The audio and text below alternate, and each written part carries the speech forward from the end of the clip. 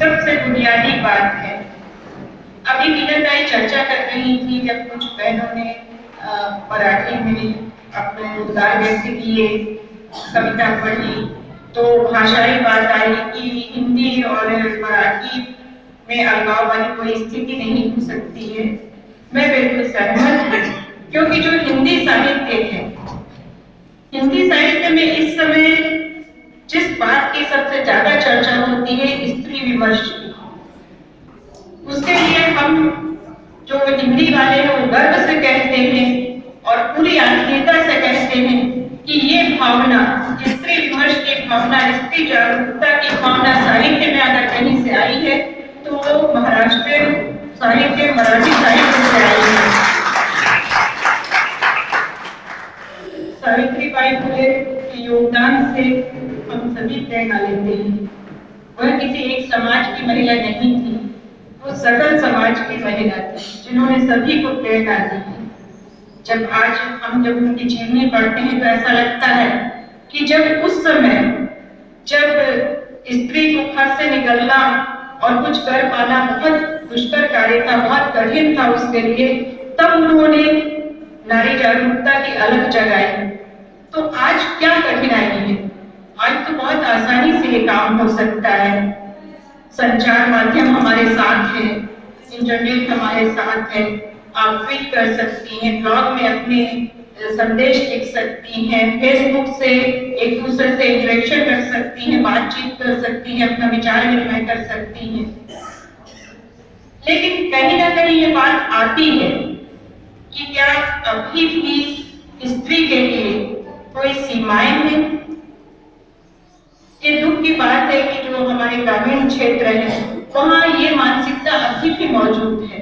शहरी क्षेत्रों की मैं बात नहीं कर रही हूँ, शहरी क्षेत्र में ये स्थिति जरा कम देखने को मिलती है। अगर देखने को मिलती भी है तो विशेष रूप से मध्यम वर्ग में, ना तो निम्न वर्ग में ना उच्च वर्ग में। सबसे ज्यादा जो पिसती है वो मध्यम वर्ग की महिलाएं रहती हैं, और या फिर ग्रामीण क्षेत्र की महिलाएं। मैं जो लिखती हूँ, मेरा लेखन मुझे तो पहले पता नहीं था कि मैं क्या लिख रही हूँ, जो लिख रही हूँ उसको किस खांचे में रखा जाएगा। लेकिन जब मेरे उपन्यास आए, पहला उपन्यास आया पिछले पन्ने की औरतें, कि मैं अपने इस रचना क्रम के बारे में आपसे थोड़ी चर्चा करना चाहूंगी। तो पिछले पन्ने की औरतें जब आया, उसके बाद समीक्षकों ने ये बात कही कि ये तो स्त्री विमर्श का उपन्यास है। तब मैंने एक बार फिर से आकलन किया, अपने लेखन का स्वतः आकलन किया। मैंने बैठकर सोचा तो मुझे लगा शायद समीक्षक सही कह रहे हैं। जो पिछले पन्ने की औरतें हैं, वो उपन्यास मैंने जो लिखा है वो बेड़िया समाज की स्त्रियां जो है, बेड़नी, उन पर केंद्रित है, उनके जीवन पर केंद्रित है, उनके ओरिजिन से लेकर, उनके आरंभ से लेकर, बेड़िया समाज के आरंभ से लेकर आज तक की स्थिति मैंने उसमें दर्ज की है कि वे किस तरह से गाय नृत्य में संलग्न हुई, कहाँ से वो यहाँ सागर या बुंदेलखंड के क्षेत्रों में आई और किस तरह यहाँ बस गई और आज क्या स्थिति है। मुझे कई चीजें बहुत ही अच्छी भी लगी, बड़े विचित्र से अनुभवों से गुजरना पड़ा उस उपन्यास को लिखने के दौरान। एक अनुभव तो ये रहा कि जब मैंने विचार व्यक्त किए अपने परिचितों के बीच कि मुझे बेड़ियों पर लिखना है, तो एक दो लोगों ने तो कहा ये क्या है, दोस्त ठिकाने हैं, बेड़ियों के पास जाओगी। मैंने कहा इसमें आश्चर्य की क्या बात है भाई, वो भी स्त्री है, उनके बारे में लिखना बनता है, हक बनता है, और वो बिल्कुल हाशिए में दर्ज है। उनके बारे में कोई पूछता नहीं, सिर्फ ये जानता है कि या तो राय नृत्य करती है या कि फिर आर्थिक रूप से संपन्नता पाने के लिए या आर्थिक संबल पाने के लिए वेश्यावृत्ति करती है। और जहां तक उनके पास जाकर कुछ समय रहने या उनसे बातचीत करने का सवाल है, तो वो भी एक स्त्री है और मैं भी स्त्री हूँ। मुझे उनसे कोई खतरा नहीं है, मुझे उनसे कोई डर नहीं है। और ये मैंने अनुभव किया। शुरू में जरूर कोई भी महिला ये स्वीकार नहीं कर पाती कि वो गलत कार्य कर रही है किसी भी प्रकार का, लेकिन जब 2-3 बार मिलना हुआ तो वो हिचक टूटी और उनके बीच और मेरे बीच एक संवाद की स्थिति बनी और एक सहेली की तरह उन्होंने अपनी जो दुर्दशापूर्ण स्थिति है वो साझा की। इस उपन्यास का पूरे साहित्य जगत में एक टर्निंग पॉइंट इसको माना जा रहा है, क्योंकि उसके बाद शोध वाले उपन्यासों का दौर हिंदी साहित्य में शुरू हो गया है। अब मैं जब आज वो ये उपन्यास आया था मेरा 2005 में प्रकाशित हुआ था पहला संस्करण, अब तक इसके 6 संस्करण प्रकाशित हो चुके हैं। तो आज जब मैं सोचती हूँ इस उपन्यास के बारे में तो मुझे लगता है कि ऐसे जोखिम स्त्रियों को लेने चाहिए और कम से कम अपने स्त्री समाज के पक्ष में आप भी झुग्गी झोपड़ियों में जाकर जो ऐसे स्लम एरिया में रहती महिलाएं उनके पास जाकर उनकी मदद कर सकती हैं, उनकी समस्याएं जान सकती हैं, सबके सामने ला सकती हैं।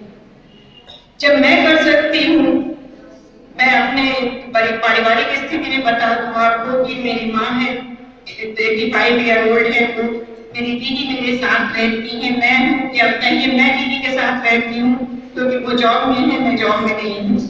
तो इसलिए जब कभी आर्थिक स्थिति आड़ी होने लगती है तो दीदी मेरी मदद करती है और मुझे बहुत सपोर्ट करती है। तो जब आप जोखिम नहीं लेंगी तब तक आगे बढ़ने की कल्पना नहीं कर सकती हैं। दूसरा जो सबसे बड़ा जोखिम है इस समय जो मैं देखती हूँ कि सामाजिक स्थिति बहुत तेजी से बदल रही है। लगभग हर घर के बच्चे घर से बाहर निकलकर पढ़ने जा रहे हैं, बहुत दूर दूर पढ़ने जा रहे हैं और उस कच्ची उम्र में जिस कच्ची उम्र में हम आपको घर से बाहर भी अकेले नहीं जाने दिया जाता था। ये कहा जाता था कि भाई को साथ में ले जाओ, बहन को साथ में ले जाओ, किसी बड़े के साथ जाओ, अकेले मत जाओ। लेकिन आज की इस उम्र में हमारे घर के बच्चे कहीं बेंगलोर जा रहे हैं, चेन्नई जा रहे हैं, बेंगलोर जा रहे हैं या कि फिर विदेशों में जा रहे हैं।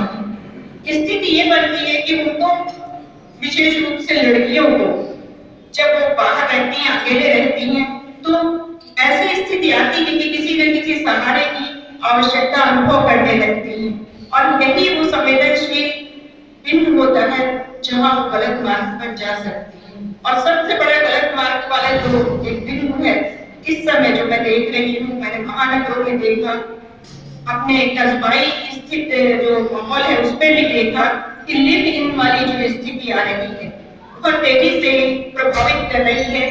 कभी पैसे बचाने के लिए, कभी सहारा पाने के लिए एक साथ बिना विवाह के लोग रहने लगते हैं, बच्चे रहने लगते हैं, लड़के लड़कियां साथ में रहने लगते हैं। ये स्थिति है कि उस समय हम आप उनको समझाइश दें कि क्या अच्छा है क्या बुरा है, क्या इस तरह से रहना सही है या नहीं है। जो मैं दूसरे अपने उपन्यास पचकौड़ी की बात नहीं करूंगी यहाँ, मैं सिर्फ तीसरे अपने उपन्यास कस्बाई सिमोन की बात कर रही हूँ। आप लोगों ने शायद सुना हो कस्बाई सिमोन यानी सिमोन द बोआ, जिन्होंने द सेकंड सेक्स किताब लिखी। द सेकंड सेक्स माने महिलाएं, फर्स्ट सेक्स पुरुषों को कहा गया, सेकंड सेक्स महिलाओं को कहा गया। तो वो ये फ्रेंच लेडी थी, उन्होंने उनके ही नाम पर मैंने कस्बे की सिमोन कि अगर किसी कस्बे में स्त्री स्वतंत्रता की सोच रखने वाली और लिव इन में रहने पे विश्वास रखने वाली कोई लड़की कोई युवती रहती है तो उसको कितनी सारी दिक्कतें आती हैं। मुझे लगा कि ये बात सामने आनी चाहिए, क्योंकि मेरा साहित्य माध्यम है इसलिए मैंने साहित्य के जरिए ये बात सामने रखी कि हर पक्ष मतलब जब कोई लड़की अगर लिव इन में रहती है, बिना विवाह के किसी के साथ रहती है, तो सबसे ज्यादा खामियाजा उसे ही भुगतना पड़ता है। और ये बात समझना आज की नीतियों के लिए भी बहुत जरूरी है।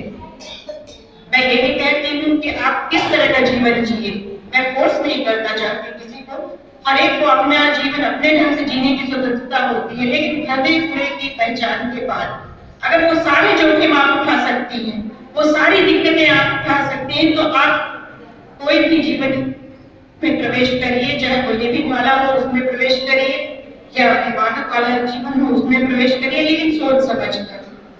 और मुझे खुशी है अभी जैसे संध्या जी ने आपको बताया भी कि अभी हाल ही में मुझे उसपे साहित्य अकादमी मध्य प्रदेश साहित्य अकादमी का सम्मान भी मिला, इसी कस्बाई सिमोन उपन्यास पर मिला। और मुझे एक बात और भी लगी यहाँ, मैंने ये बात वहाँ मंच पर भी कही थी, तो वहाँ जो अधिकारीगण और अधिकांशतः जो कहना चाहिए कि भाजपा या आरएसएस से बिलोंग करते हैं, उनके सामने मुझे लगा कि इस चीज को इन्होंने भी समझा। यूँ तो भाजपा या आरएसएस वालों को ये मान लिया जाता है आमतौर पे कि बड़े कंजर्वेटिव होते हैं, लेकिन हकीकत ये नहीं है। ये भी वहां पे मिथ टूटा, ये भ्रम वहां टूटा जब इस उपन्यास को उन्होंने चुना और इसको स्वीकार किया कि ये जानकारी आज के बच्चों के बीच जाना जरूरी है कि उनके लिए क्या सही है और क्या गलत है। और ये सारी जानकारी सबसे पहले एक माँ ही दे सकती है। यहाँ पर इतनी सारी बहनें मौजूद हैं, आप सभी उस दौर से गुजर चुकी हैं या गुजर रही हैं या गुजरने वाली हैं कि जब आप अपने बच्चों को ये शिक्षा देंगी या उनके भले बुरे को समझाएंगी, तो इसमें जो वर्तमान फैलाई फैलाई की स्थिति है वो जताना ज्यादा जरूरी है। जो विगत है, विगत की स्थितियां और आज की स्थितियों में बहुत फर्क आ चुका है। पहले किताबों से जो ज्ञान प्राप्त होते थे वो एक किताब में दूसरी किताब छुपा के लोग प्राप्त करते थे, लेकिन अब इंटरनेट के जमाने में जोखिम बढ़ गए और इसीलिए इन जोखिमों के बारे में एक माँ को अपने बच्चों से खुलकर बात करनी चाहिए। जहाँ तक मेरा ये मानना है, जो भी बड़े हो, माँ हो, भाभी हो, दीदी हो, उनको अपने से छोटों से इन सारे जोखिमों के बारे में खुलकर बात करना चाहिए और सही गलत समझाना चाहिए। क्योंकि आज अंतर्राष्ट्रीय महिला दिवस का अवसर है, इसलिए जो ये अंतर्राष्ट्रीय जोखिम है उनके बारे में बात करना मुझे जरूरी सा लगा। और जैसे कि संध्या जी ने चर्चा की थी कि आखिरी में एक कविता सुनानी पड़ेगी, लेकिन मुझे पता नहीं था कि यह कविता भी सुनानी पड़ेगी, इसलिए मेरे पास कोई कविता है नहीं इस समय। बस एक छोटी सी छड़िका मैं आपको जो स्मरण है वो सुना देती हूँ।